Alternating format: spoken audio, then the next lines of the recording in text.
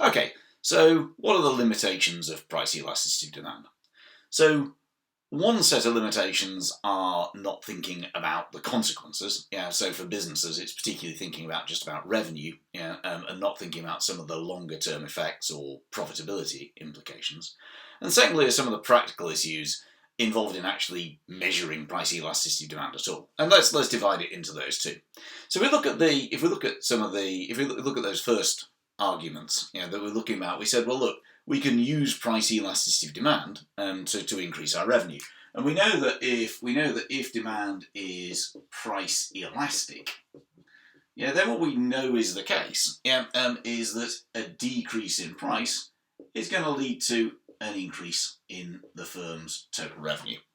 And the reason that we know that, just to remind you, is we know that revenue is price times quantity.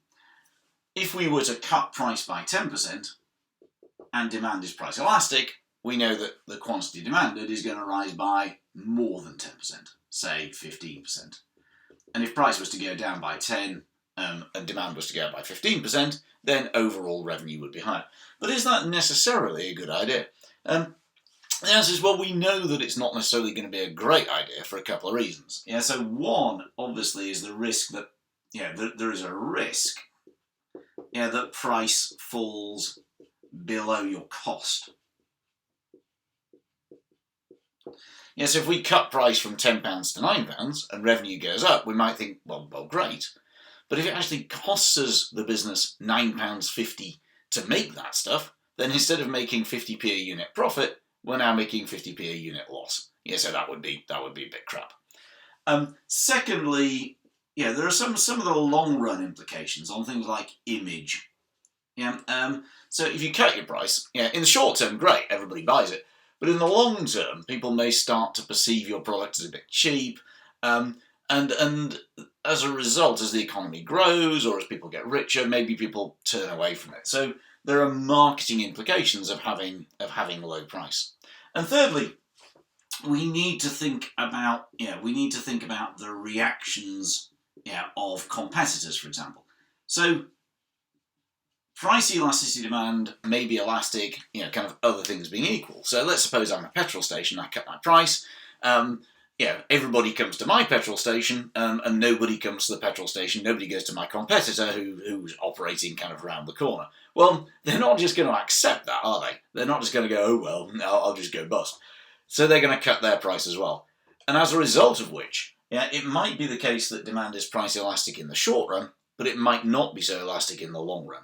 So in the real world, we can't just, it's not just a blanket rule. We can't just kind of go, demand is price elastic, therefore I should cut price. There are lots of other implications.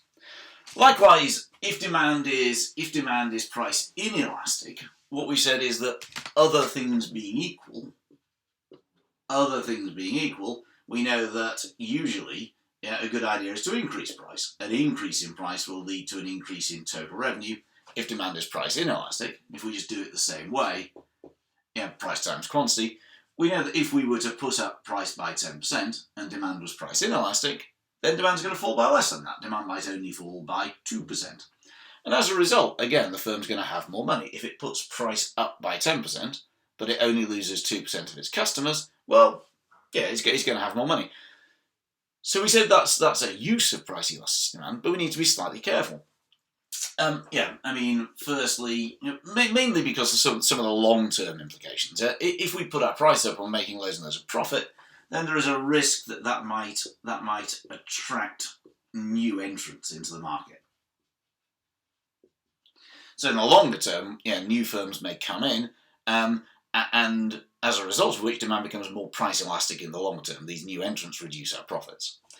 Secondly, it may encourage consumers to look for substitutes. So it may encourage consumers to look elsewhere. So again, in the short term, demand might be price inelastic, but in the longer term, consumers will look for substitutes. They start looking for other ways of doing things. So in the short term, I've got to take the train to go to, I don't know, to visit my relatives or something. But in the longer term, it became the case actually in the UK where it became it became cheaper to fly, from London to Manchester, or London to Liverpool than it was to take the train. And as a result, trains started losing market share, to low-cost airlines, because people suddenly started thinking, well, hang on a minute, why am I paying so much for a train ticket? I could actually fly. So in the longer term, again, demand might become more price elastic if we put up prices. And thirdly, you've got to think about the role of the government.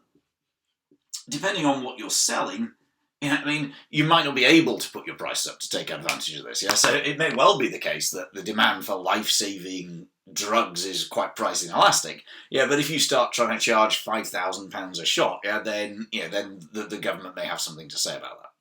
So these are some of the qualifications. So I'm not saying that price elastic demand isn't useful here. I'm saying that you can use it, but you need to be cautious. It's not just a simple, PED is this, therefore you do that. The second category of complications to do with price elasticity demand is to do with, well, not the calculation, but to do with how do we know that price elasticity demand is, say, -2? Who says? So where did that information come from? And the reality is that that information is highly unlikely to be accurate. And the way in which it's going to be inaccurate is 2 or 3 different ways. Firstly, even if price elasticity demand was -2, it was -2 at a particular time in particular circumstances. So, today it's a wet Friday, it's British summer, price elasticity demand. So I change my prices for something, umbrellas or whatever, it doesn't matter.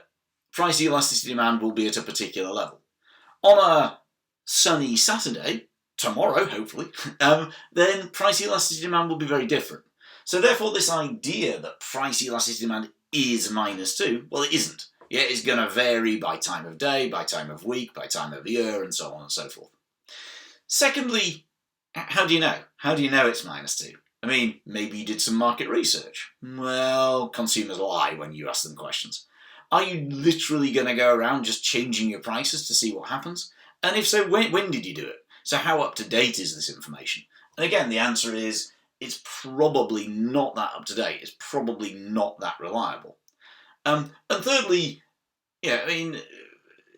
most firms don't just have one product, so we can't really say that, the price elasticity demand for coffee or something for coffee is -2, because different brands of coffee are going to have very different price elasticity demand.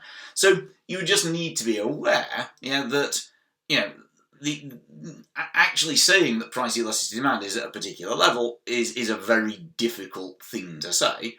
Because of difficulties with calculation, the fact that it's out of date, and the fact that it often applies to a specific product rather than to a wide range. So that's not to say that price elasticity demand isn't useful. It is, but the idea that price elasticity demand is -1.74269 or something, it's never going to be that precise. So therefore just use it with caution.